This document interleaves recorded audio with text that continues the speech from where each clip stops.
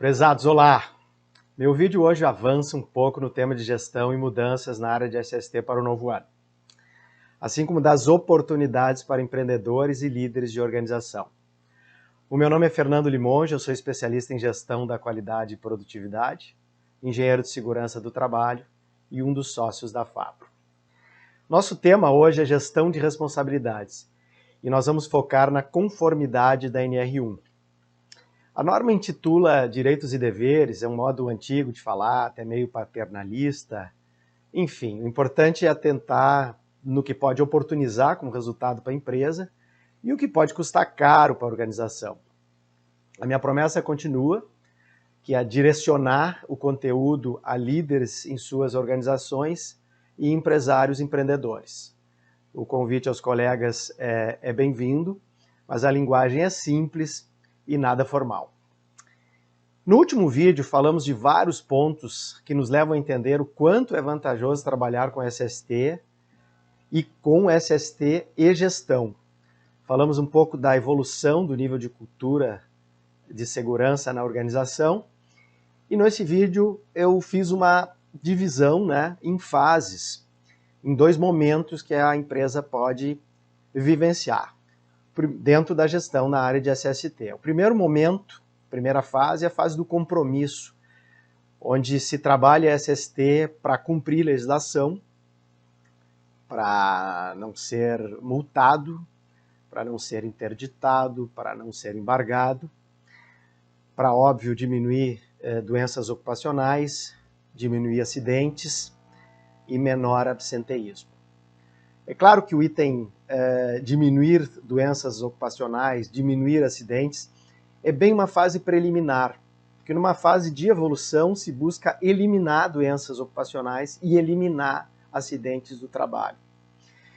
Essa segunda fase, ela é na busca de oportunidade na área de gestão de SST, onde se busca melhoria no ambiente de trabalho, maior segurança jurídica para a organização, reconhecimento dos colaboradores, por consequência, reconhecimento da comunidade local, resultado financeiro, melhoria de produtividade e qualidade dentro da organização e oportunidade de obter contratos com empresas com gestão de SST. No vídeo anterior me foi solicitado por clientes e alguns prevencionistas que eu exemplificasse um pouco sobre alguns dos itens dessa segunda fase, do que eu tratei como segunda fase na evolução do sistema de gestão de SST. E um exemplo que eu gostaria de dar aqui nesse vídeo é o exemplo de PPP intempestivo. Um exemplo da parte de segurança jurídica para a organização, onde numa situação de passado alguns anos, um trabalhador já mais velho procura um advogado para o representar e pleitear junto ao INSS aposentadoria especial. E aí ele vai buscar, obviamente, esse profissional, todos os PPPs, perfis profissiográficos previdenciários, em todas as empresas que ele trabalhou. E uma empresa ou outra, aquela empresa que não está atendendo legislação previdenciária na íntegra, não vai ter PPP para fornecer.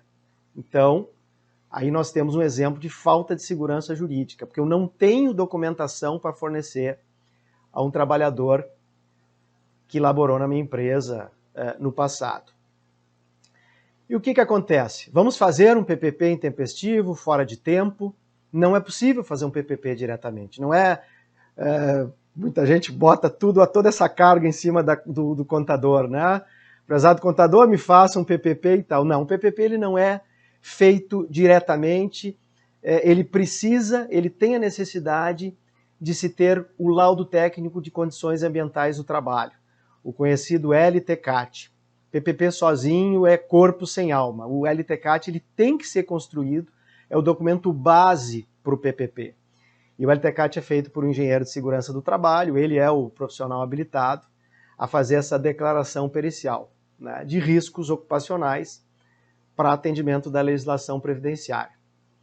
E o que vai acontecer? Ou esse trabalhador fica sem a condição de, naquele tempo, naquele período, não comprovar a aposentadoria especial, e aí dá margem ao procurador processar a empresa que não forneceu o PPP na época, ou essa empresa hoje tem que construir, elaborar, procurar um profissional habilitado, uma empresa ou um engenheiro de segurança do trabalho, para elaborar o LTCAT. Aí o LTCAT também vai ser intempestivo, onde a identificação dos riscos não vão ser exatamente como eram na época, né? Onde tu tem automatização de alguns processos, onde a máquina mudou, então a avaliação de vibração, avaliação de ruído já é diferente. Os produtos químicos que eram usados na época, há 20 anos atrás, 10 anos atrás, também mudaram. Então esse LTCAT ele por vezes pode ser negado pelo INSS devido às mudanças todas nos processos. Tá? O profissional tem que buscar um trabalhador paradigma que represente a realidade de riscos à época. Então, o risco da empresa ser acionada por esse procurador, por esse advogado, desse cliente, desse ex-trabalhador, é muito, muito, muito grande. Um exemplo da perda de resultado financeiro, onde eu mesmo conheço duas empresas que até hoje, talvez até o final da existência da empresa, vai pagar a indenização à família. Um caso de acidente de trabalho e outro caso de doença ocupacional. Então imagine um empresário e seus sócios, né, quando construíram, né, quando elaboraram, né, planejaram a sua empresa, botaram no seu orçamento, né, queriam ter esse tipo de gasto. Né, isso é um buraco no orçamento de uma empresa e em muitos casos quebram empresas. Né? E eu conheço hoje situações assim. Isso é um exemplo na perda de resultado financeiro que pode acontecer a falta de gestão de SST dentro de uma empresa. E tem um exemplo contrário, o exemplo do ganho do resultado financeiro, onde um colaborador, num ambiente mais seguro, num ambiente mais confortável, aprazível, ele vai produzir mais e com mais qualidade. A gente tem outro exemplo interessante, que é a perda de uma oportunidade. Uma empresa hoje sem gestão de SST, sem o seu pilar de SST construído dentro da organização, ele não consegue bons contratos com empresas que têm gestão de SST. Empresas essas, tomadoras de serviço, empresas maiores, estruturadas, elas vão cobrar evidências de gestão de SST desse contratado. E se ele não tiver gestão de SST, ele vai perder contratos interessantes, contratos que podem, vez ou outra, mudar o rumo da empresa, botar ela num outro patamar de resultado financeiro. Agora, focando bem no nosso tema, gestão de responsabilidades na conformidade da NR1, a gente pode dividir bem as atribuições e responsabilidades de empregador e empregado. De antemão, já informo que é 7-4. São 7 itens voltados ao empregador e 4 voltados ao empregado. Curioso é o primeiro item, onde há uma redundância na forma da escrita, onde o legislador usa o termo cumprir e fazer cumprir as disposições legais e regulamentares sobre SST. Cumprir e fazer cumprir, ou seja, ele quer realmente que na NR1 tenha essa obrigação mãe, a NR1 é a norma mãe das outras NRs, e ele bota na primeira obrigação uma redundância, mostrando a ênfase na necessidade de implantação dos trabalhos de SST. No segundo item, informar os trabalhadores. E aí ele desdobra em 4 grandes itens. Informar sobre o quê? Perigos do seu ambiente de trabalho. Isso normalmente as empresas o fazem de forma bem razoável, utilizando as integrações para isso. Programas como PPRA, que termina agora final do ano de 21, PGR, que começa início de 22, LTCAT, LARA, Laudo de Avaliação de Risco Ambiental, são programas referência que podem ser usados para informar os trabalhadores a respeito dos perigos em seus ambientes de trabalho.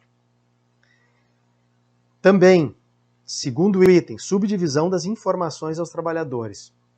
O que se está fazendo para eliminar ou reduzir riscos? Isso a empresa tem que informar. Eu estou monitorando, estou fazendo avaliações, eu estou construindo EPCs, eu estou formalizando procedimentos, eu estou fazendo treinamentos, eu estou fazendo gestão. Então, essa informação, seja endomarketing, interna, trabalhadores, ou seja, para fora ou para diligências oficiais, né, ou para o e-social. Nós vamos fazer um vídeo lá na frente só voltado a eventos de SST para o e-social. Não é o ponto agora aqui, mas são informações que a empresa tem que prestar para eliminar, dizer o que está fazendo para eliminar riscos. Exames médicos, a quem pertence? Exame médico é do trabalhador, então eles têm que ser informados dos exames que vão ter que fazer. O exame, ele é do trabalhador, mesmo a empresa pagando o exame, é obrigação, né? O exame é de posse do trabalhador. Claro que pode haver uma segunda via, ela pode ser guardada na empresa, óbvio que sob guarda da medicina do trabalho e ainda assim resguardado o sigilo médico-paciente, mas a ênfase é que os exames são dos trabalhadores. Isso é bem tranquilo, normalmente todo setor de RH tem isso bem claro, as assessorias de saúde e segurança também esclarecem isso de forma bem tranquila. O que às vezes passa desapercebido são também abrir resultados de avaliações de agentes ambientais. Não só do monitoramento biológico, que a gente acabou de enfatizar bem, que é documento do trabalhador, né? Mas avaliações dos ambientes de trabalho, avaliação do agente químico do ambiente de trabalho, do agente físico, do agente biológico, ciência do que está sendo construído dentro da área de ergonomia e de prevenção de acidentes. Esses últimos dois, que eu acabei de falar, entram no PGR da nova NR1 em 2022. Então, todos esses 4 itens são obrigatórios informar trabalhadores. Repito, perigos no ambiente de trabalho, os riscos, né, avaliados dentro dos documentos legais, o que a empresa está fazendo para eliminar perigos ou ao menos reduzir riscos, exames médicos a quem pertence, abrir resultados de avaliações de agentes ambientais. Quais são os agentes, quais estão sendo avaliados. São informações que devem ser passados aos trabalhadores. O terceiro item, emitir sim as velhas OS conhecidas da atual NR1. Elas continuam na nova NR1. São as regras de conduta de SST para cada trabalhador que labora na empresa. Continua valendo e nada muda para a nova NR1. Permitir que a CIPA, na representação dos colaboradores, acompanhe fiscalizações oficiais e quando não tem CIPA, a pessoa que representa o trabalhador na forma da NR5. Definir procedimentos em casos de acidente ou doença do trabalho. É possível fazer uma investigação de acidentes, o registro desse acidente, a guarda adequada desse estudo, o estudo que eu digo, a investigação e o registro. Isso é importante para a segurança jurídica da empresa. Para uma eventual defesa que tenha que acontecer, essa documentação é fundamental. E a norma pede que tem que definir esse procedimento. Então o interesse é tanto do legislador como da própria empresa. Prestar informações relativas à saúde e segurança do trabalho para fiscalização oficial. É óbvio, né, que o legislador ia botar esse item dentro das obrigações do empregador. Tá? Implementar medidas de prevenção na ordem da hierarquia e da boa técnica. A novidade é que agora os trabalhadores devem ser ouvidos. tema muito pautado entre os prevencionistas que corrigem colegas, líderes e empresários, empreendedores, que às vezes tratam o EPI como primeira medida de prevenção. E a gente sabe que não é assim. Né? Nós temos uma ordenação técnica, né, puxada pela norma, e que aqui agora eu vou tentar fazer uma analogia com algo lúdico, com algo diferente, e tomara que eu seja feliz com essa apresentação. Eu vou escolher a viagem do homem à Lua. E, comparando com a norma, no seu primeiro item, no seu primeiro estágio da medida de prevenção, no primeiro degrau da hierarquia, nós vamos ter a tentativa de eliminar os fatores de risco. Então, os grandes gestores que vão decidir a viagem do homem à Lua vão sentar numa mesa e vão decidir. Vai acontecer a viagem à Lua. Isto definido, eu não tenho como eliminar o fator de risco, o principal fator de risco, o que desencadeia todo o processo que tem que ser estudado, trabalhado e desenvolvido. Então, eu vou para o meu segundo estágio. O primeiro estágio, no dia a dia, a gente pode comparar com a tentativa de eliminar o cromo de uma empresa de cromagem. Considera-se isso impossível, a não ser que haja uma substituição do cromo no futuro, para o objetivo que é dar aquela aparência de cromo numa determinada peça, mas hoje não existe nada que tenha um resultado como o cromo. Então, eu vou para o segundo estágio da medida de prevenção, que é o quê? A minimização e controle dos fatores de risco com a adoção de medidas de proteção coletiva. Assim está escrito na norma. Né? E quais são os meus EPCs? Os meus EPCs estão no meu foguete. Ele tem todas as proteções para todos os astronautas? Essa é a pergunta que fica. Então, desde o projeto mecânico, eletrônico, de ergonomia, né, todo o projeto do foguete faz a analogia com um EPC de obra, seja um EPC de instalação, de uma determinada instalação, um EPC fabril. Esse é o meu segundo estágio. De cara, EPCs. Vejam que não foi falado em EPI ainda. Tá? Minimização e controle dos fatores de risco com adoção de medidas administrativas, de engenharia e de organização de trabalho. De novo, estou lendo a norma. E o que é? Onde é que eu faço a minha analogia com a viagem à Lua? Definir a divisão de trabalho, atribuições, funções, responsabilidade de cada astronauta, procedimentos de segurança, salvaguardas, ações de emergência. Tudo isso são medidas administrativas, de engenharia e de organização de trabalho. Esse é o meu terceiro degrau. O meu quarto degrau na hierarquia, EPI. Chegamos no EPI, adoção de medidas de proteção individual. Qual é o meu EPI? Meu traje espacial, para que eu consiga descer do foguete e pisar na Lua. Vejam que o EPI não é o menos importante. Ele só é o último, porque sem o traje espacial, o homem não pisaria na Lua, não sairia do foguete. Então, eu espero que eu tenha sido feliz com essa analogia, né? E fica aí a contribuição de vocês nos comentários futuros. Vocês lembram que eu comentei que era 7-4? Enfim, afinal, o que cabe ao trabalhador? Quais são as responsabilidades do trabalhador?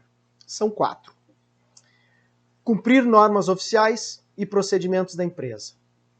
E, inclusive, as próprias ordens e serviços emitidas pela empresa. Vejam que interessante essa prerrogativa que a organização tem. Procedimentos internos e as ordens e serviços são objetos de obrigatoriedade de cumprimento do empregado.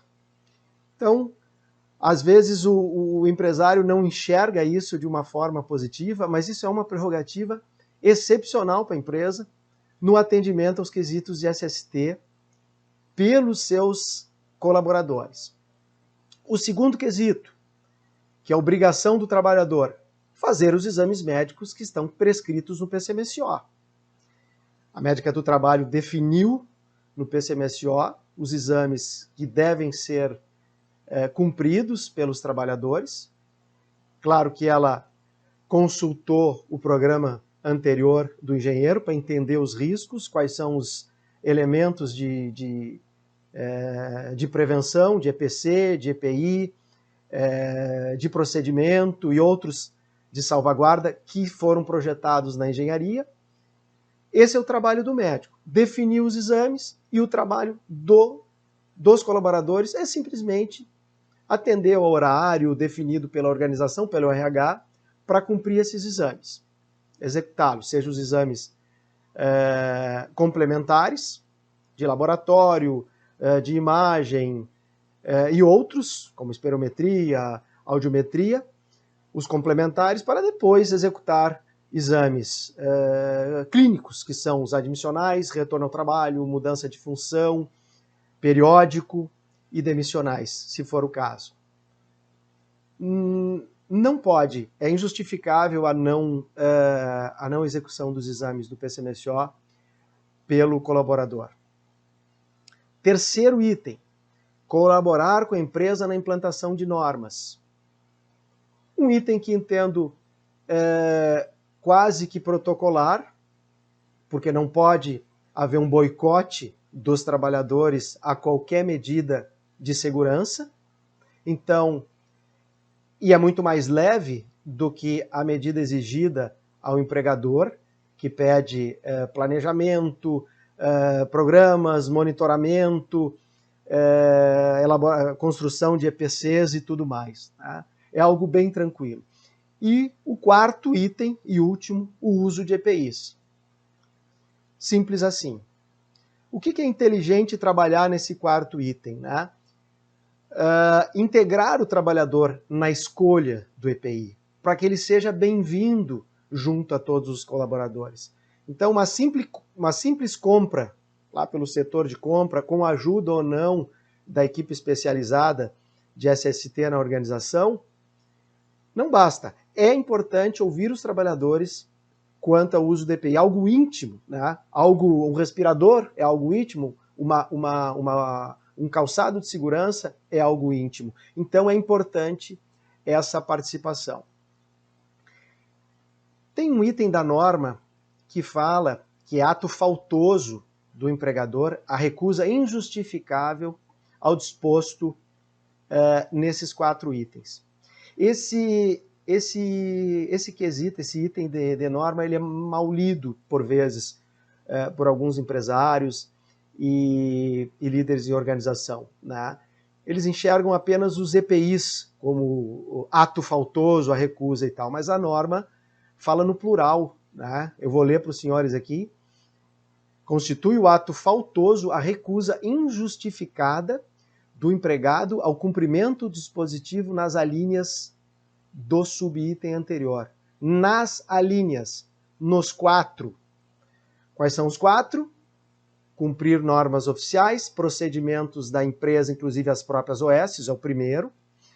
Fazer os exames médicos, sejam complementares ou clínicos. Colaborar com a empresa na implantação das normas de SST e usar EPIs.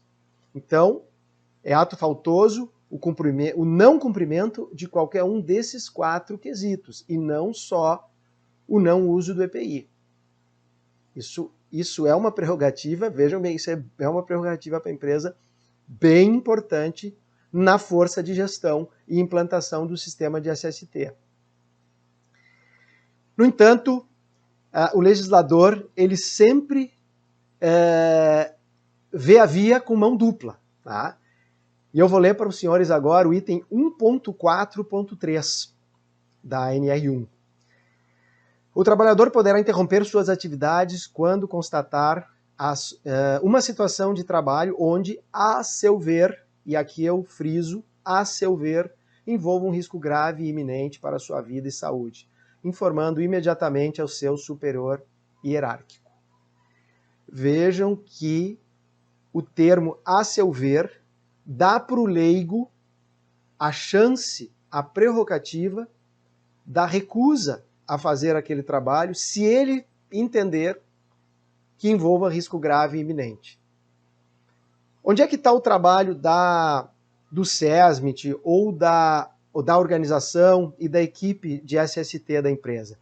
É tentar agir tecnicamente, né, explicando e envolvendo o trabalhador no melhor sentido possível para que ele entenda que aquilo tem segurança, e se tem segurança mesmo, óbvio, né? No aspecto de EPC, no aspecto de EPI, no aspecto de procedimentação e no aspecto de organização do trabalho, cumprindo os 4 quesitos da hierarquia de norma. Tá? Mas, mesmo assim, se ele não se sentir à vontade, só pelo fato de no item 1.4.3 estar escrito a seu ver, ele ainda pode não fazer aquele trabalho. Daqui a pouco esse trabalhador ele não tem condição de fazer aquele trabalho e os riscos eles não há de se avaliar também o risco psicossocial, né, de que ele não está à vontade para fazer aquele trabalho, então a gente tem que respeitar. Né. Bom, comprovado pelo empregador a situação de grave e iminente risco, aí no caso de ser comprovado tecnicamente que há risco grave e iminente, né, não poderá ser exigida a volta desse ou de qualquer trabalhador à atividade até que isso seja sanado, mas isso é óbvio. Né? O exemplo anterior é uma situação em que, tecnicamente, pela equipe de SST, não se verifica riscos químicos, físicos e biológicos, mas o trabalhador ele entende que tem. Tá? Aí é uma questão mais pessoal e às vezes até psicológica. Bom, esse é o conteúdo que eu trouxe para vocês. Ele vai para as redes sociais da Fabro. Você pode escolher um dos canais aí, comentar, encaminhar. Enfim, você sabe o que fazer. Para algumas perguntas específicas, eu costumo usar o direct do Instagram. Ou pode ser usado outro canal da Fabro. Prezados, saúde sempre.